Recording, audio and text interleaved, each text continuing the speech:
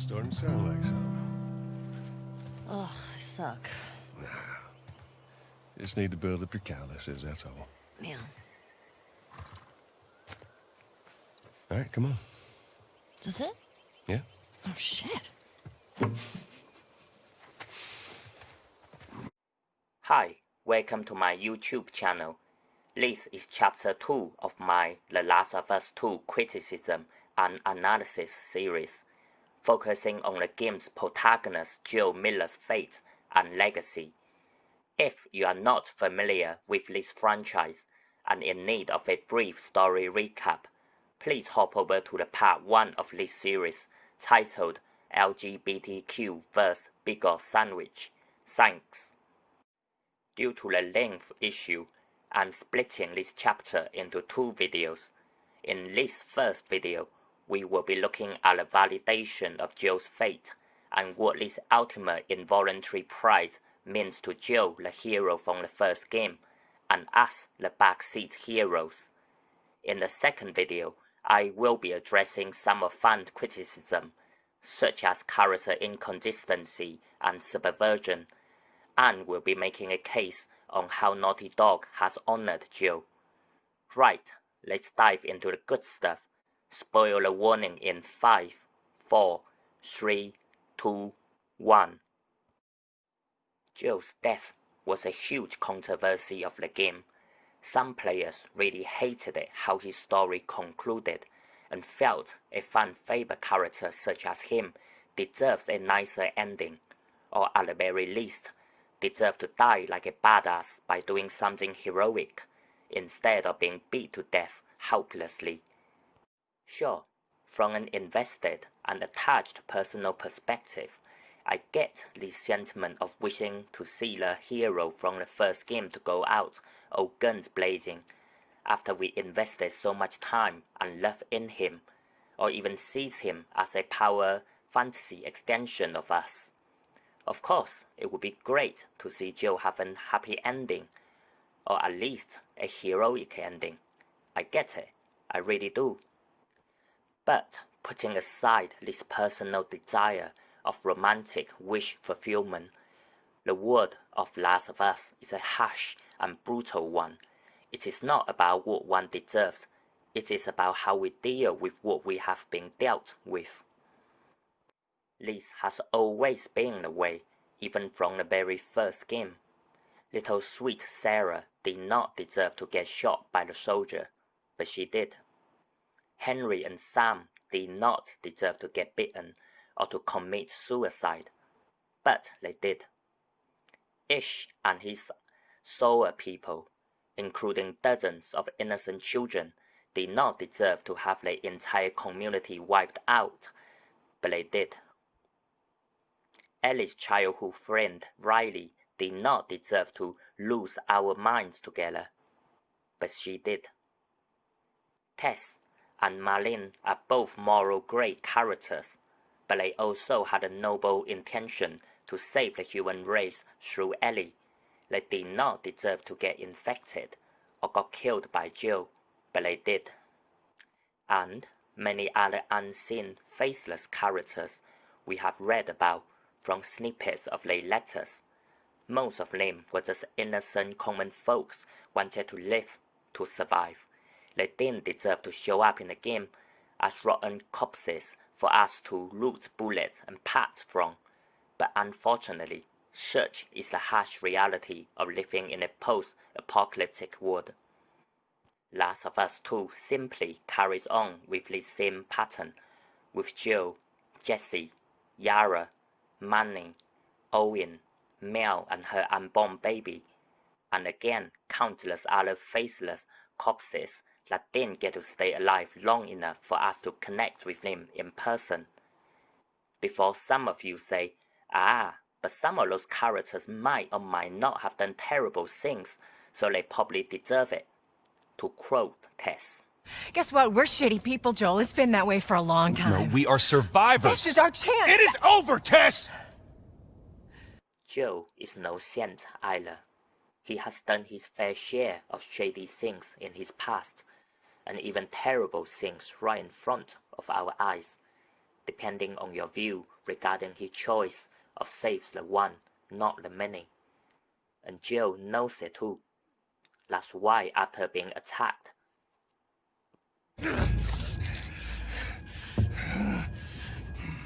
Joel Miller.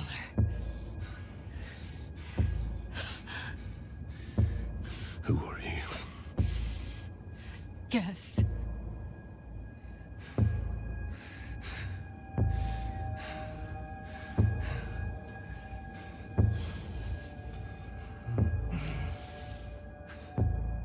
Why don't you say whatever speech you got rehearsed? Get this over with. he asked Abby, "Who are you?" instead of "Why you want to kill me?" because he knew lots of people from his past has good reason to want him dead. So it is not so much about what he did, but which person he did it to. Lastly, Jill told her to say whatever speech you've rehearsed and get this over with, because Jill knew very well he has committed many wrong deeds, and this is his past catching up with him. Abby. No! Abby, don't look. Dad! Dad! No! No!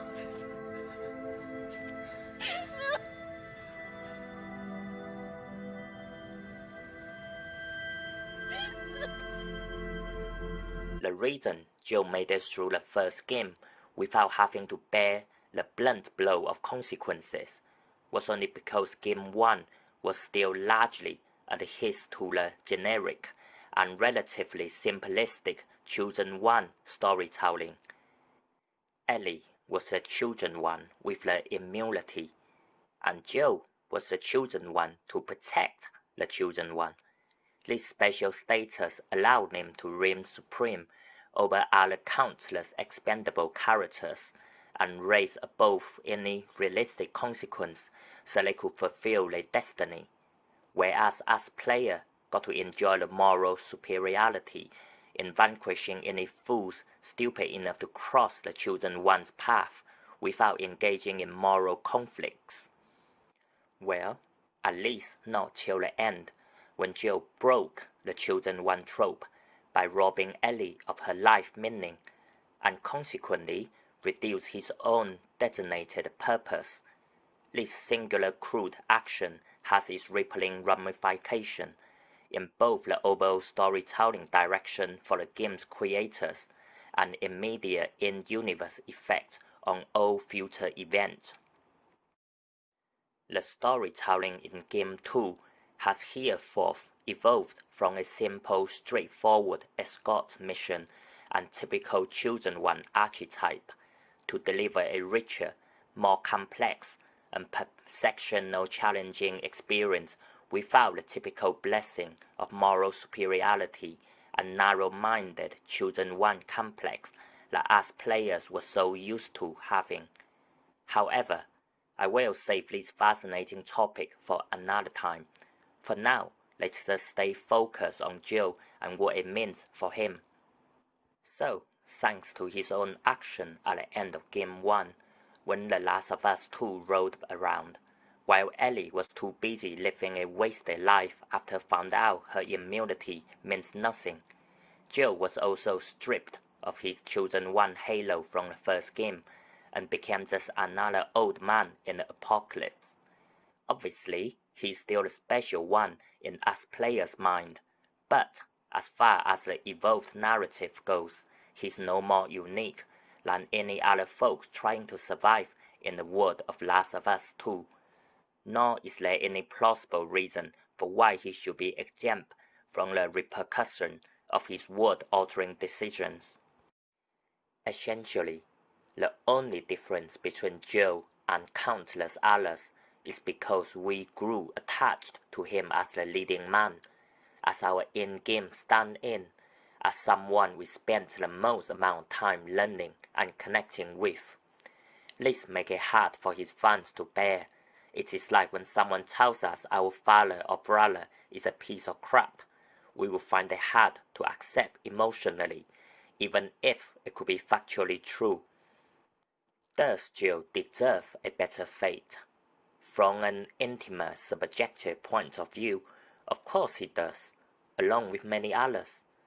But based on in-universe logic, his fate was predetermined, especially if we consider what he has done in the first game and the main theme of the second game, cause and consequence, the cost of hatred, the importance of forgiveness, etc.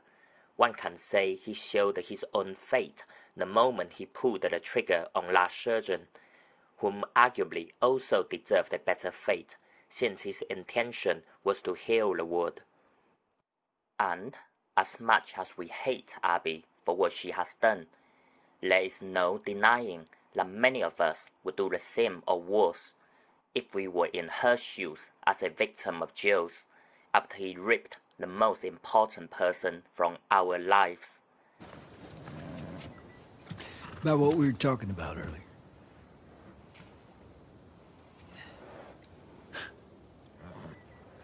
I can't say I'd have done different.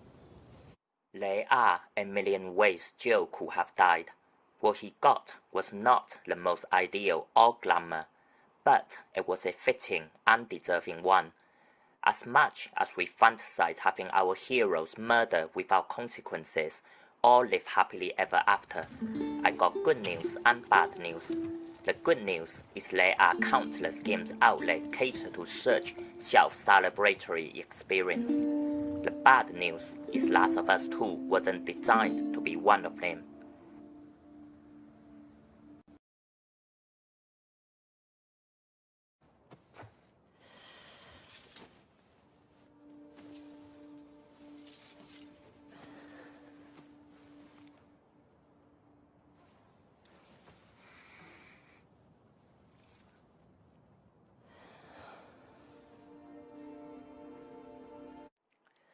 As a matter of fact, I admire Naughty Dog for taking such a bold, uncompromising step to not only make our favorite protagonist pay for his sins, but ultimately also giving us gamers a rare, sobering experience of paying the emotional price for being a deliberate accomplice.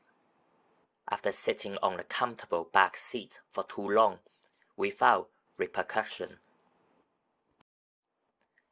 It is an uneasy, somber fact that we, as the general audience and players, and most crucially as a human being, are often all too willing for others to pay the prices that we are unwilling to pay for ourselves. This has been the case in everyday real life, with prejudice and slight, with casual accusations and moral condemnation, with the instant cancel culture, with toxic fandom or biased political partiality, with the marginalized suffering folks from the opposing sides, regardless of whether they were the oppressed minorities from the left or the lost and left behind from the right.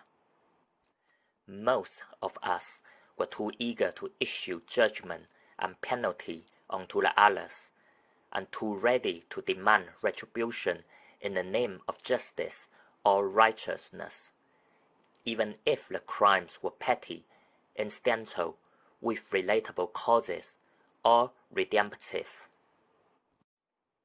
Even if those are the types of crimes that might be forgiven or overlooked if the committers were one of us instead of one of them. Even if those crimes might not be a crime at all when seen from a different perspective. And even if those so-called crimes might actually be good deeds to make the society or our future a better place, it matters not to many of us so long as it offends our tribal instinct or self-interest.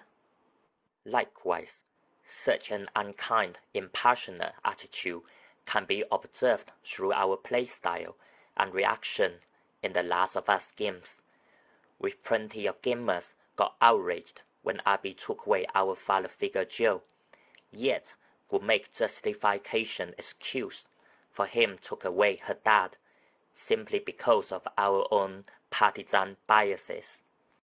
It was easier to overlook our in-game avatar's cruel action, even though Jill has committed the worst possible in-universe crime by depriving the world and the human race of a possible cure, along with robbing Abby of her father, a doctor trying to save the world. Even if not all of us agreed with his action, and some more reluctant than the others, in the end, many of us were able to come to terms with the outcome.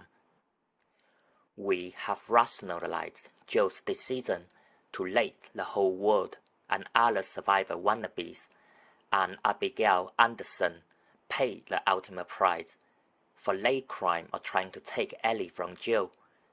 In the minds of Joe's defenders, Ellie's life is a price we are unwilling to pay, so the entire world and all of them can pay instead. Their losses are something we don't mind paying, because they are not us. Therefore, they held less emotional value and more expendable, no matter how much higher was the cost.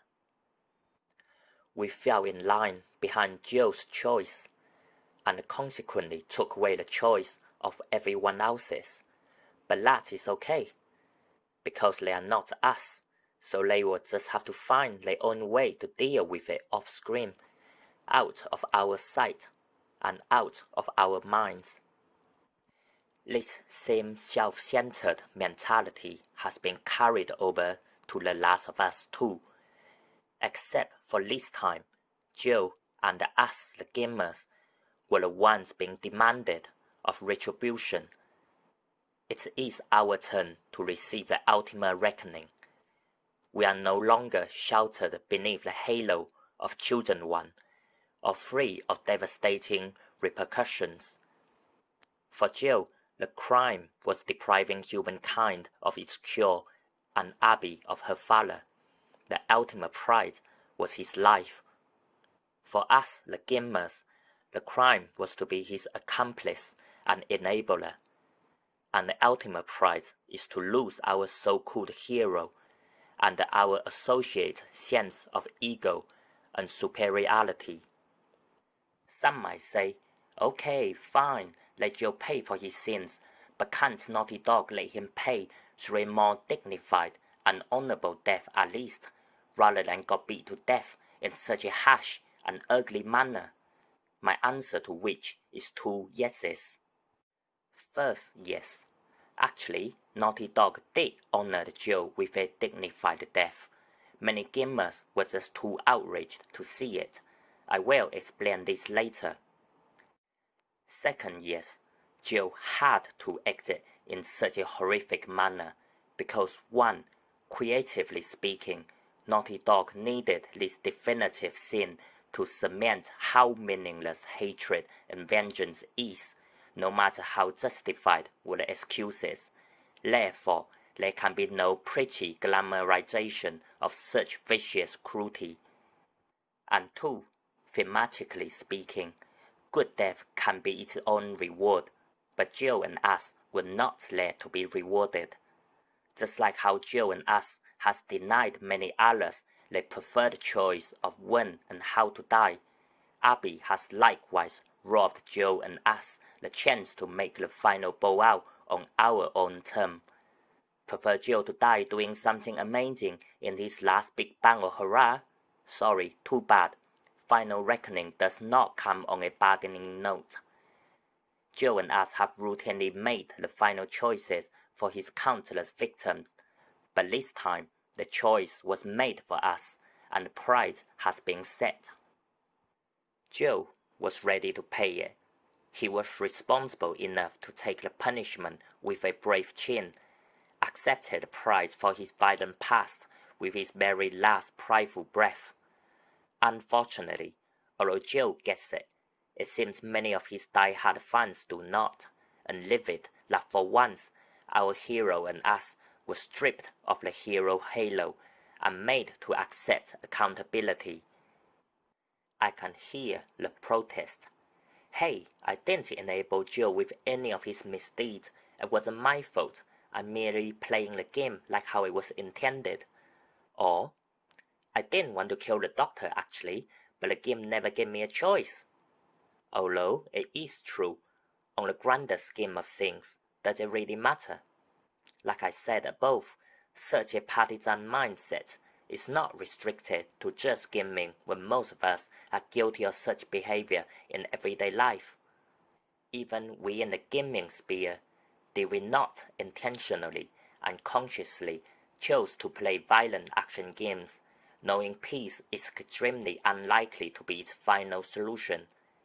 Did we not regularly and gleefully march through the mountain of digital fallen foes as a backseat hero with hardly a second thought, and relish the thrilling adrenaline that comes with on-screen display of carnage?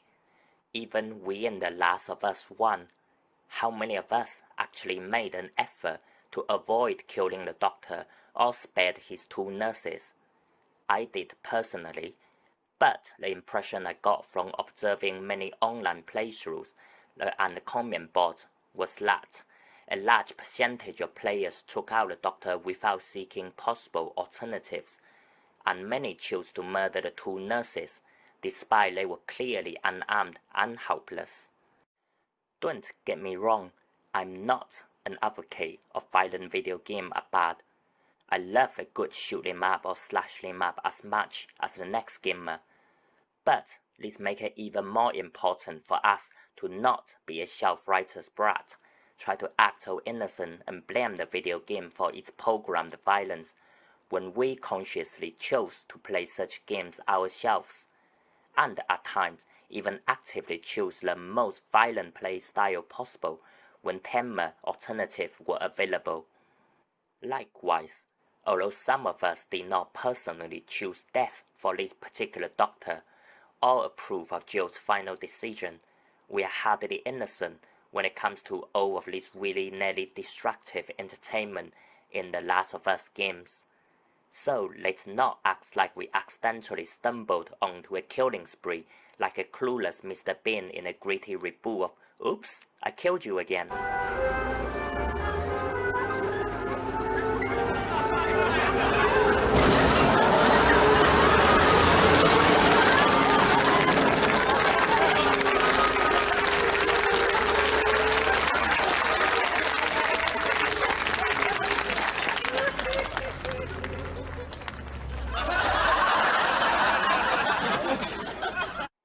The only difference this time is, while countless other action games took the easy, crowd-pleasing, guilt-free route of righteous murder without consequences, rewarded us for kill count and maximum carnage, or even branded us as heroes for being an excellent digital douchebag, Naughty Dog took a different route, was bold enough to hold our joyful killing with a killjoy, made our heroic avatar pay his due, and put us into the opposite land as named, as the victims of our previous wrongdoing, prompting us a rare solemn moment for reflection.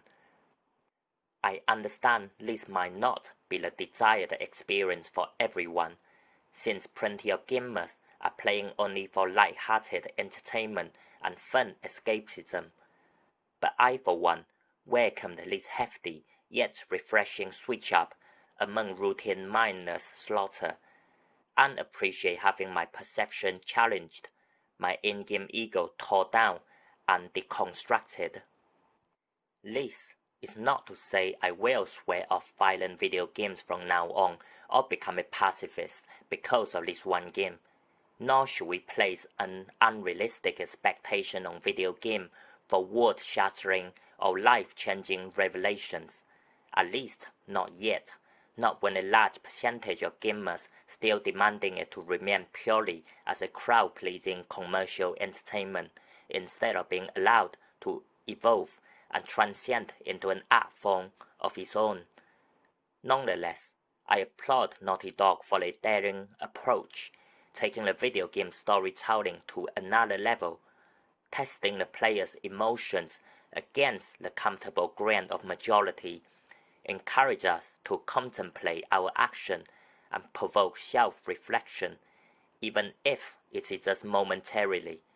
This is more than what most action games can say for themselves. Calm down. Or what? Back the fuck up! Calm down! Darden! You shoot me? Stop! We're done.